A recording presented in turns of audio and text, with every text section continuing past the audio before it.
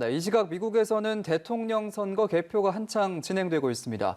일부 경합주에서 개표가 지연되고 있는 가운데 아직까지 당선인 윤곽은 나오지 않고 있습니다. 네, 보도국 연결해서 자세한 소식 들어봅니다. 임광빈 기자, 먼저 현재 개표 상황부터 전해주시죠.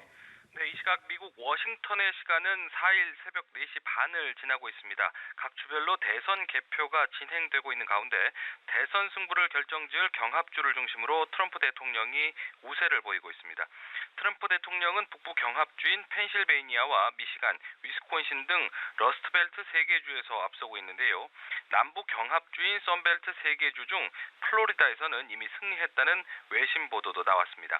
또 노스캐롤라이나에서도 트럼프 대통령이 승리할 가능성이 큰 상황입니다. 바이든 후보는 선벨트 중 애리조나 한 곳에서 승리했다는 외신 보도가 나왔습니다.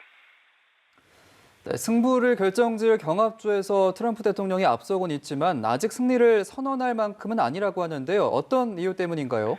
네, 투표 기간 내내 변수로 거론이 됐던 우편 투표 때문입니다. 트럼프 대통령이 앞서고 있는 러스트벨트 3개 주의 개표가 아직 충분히 진행되지 않았기 때문인데요.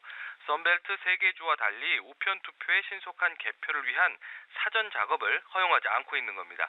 이에 따라 투표 종료 후 현장 투표를 먼저 개표하고 이후 순차적으로 우편 투표와 현장 투표를 개표하고 있는데요.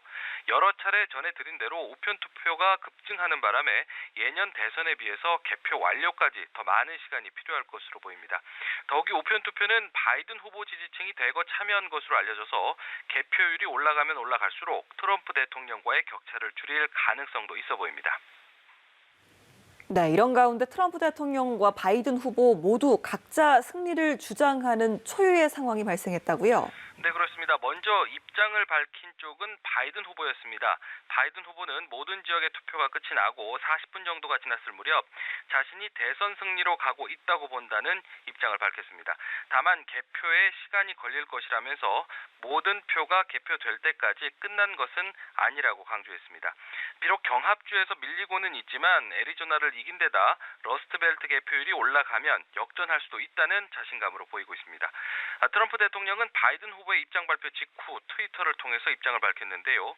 크게 이기고 있다. 하지만 민주당이 지금 선거를 훔치려 한다면서 투표소가 닫으면 투표를 멈춰야 한다고 말했습니다. 대선일 이후에 도착한 우편 투표를 유효표로 인정하면 안 된다는 기존의 주장을 반복한 것으로 풀이됩니다. 네, 미국 대선은 우리와는 달리 간접 선거이기 때문에 선거인단 확보가 굉장히 중요한데 현재 상황 전해주시죠. 네, 미국 대선은 538명의 선거인단 중 과반인 270명 이상을 확보하는 후보가 대통령으로 당선이 되는데요. 현재 화면 오른쪽 상단에 보여드리고 있는 것처럼 현재 바이든 후보는 225명, 트럼프 대통령은 213명의 선거인단을 각각 확보한 상황입니다. 하지만 숫자가 시시각각 바뀌는 데다 그 숫자도 주요 매체마다 서로 달라서 최종 결과까지는 조금 더 지켜봐야 할 것 같습니다. 한편 이번 대선에서는 의회의 상하원 선거도 함께 치러졌는데요.